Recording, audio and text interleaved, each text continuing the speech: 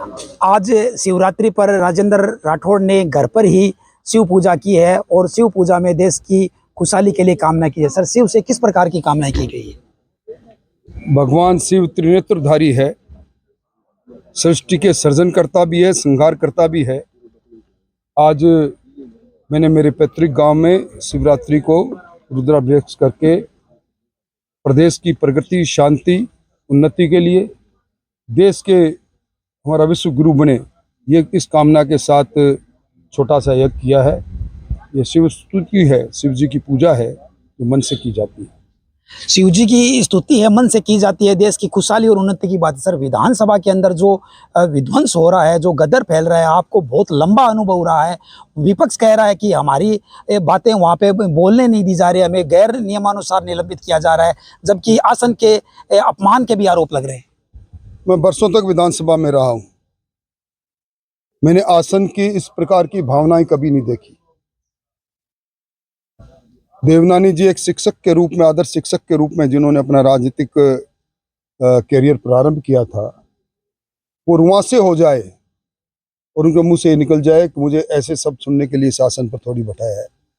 मर्यादाएं हैं, नियम और प्रक्रियाएं बनी है, नियम की परिधि भी तोड़ी, प्रक्रियाओं की परिधि भी तोड़ी और विधानसभा के आसन की गरिमा पर इस प्रकार का ठेस पहुंचाने वाला वक्तव्य अगर कांग्रेस के प्रदेश अध्यक्ष दे, इससे बड़ा दुर्भाग्य कुछ हो नहीं सकता। एक चाय के प्याले में तूफान खड़ा करने की नीयत से एक छोटे से शब्द पर बखेड़ा खड़ा कर दिया। पहली बार बजट पे पठन के अंदर व्यवधान करे, यह भी मैंने पहली बार देखा है। आसन पर हमला करने की कोशिश करे, अब शब्द कहे, इससे बुरी बात कोई हो नहीं सकती है। संसदीय लोकतंत्र की हत्या करने का काम कांग्रेस कर रही है।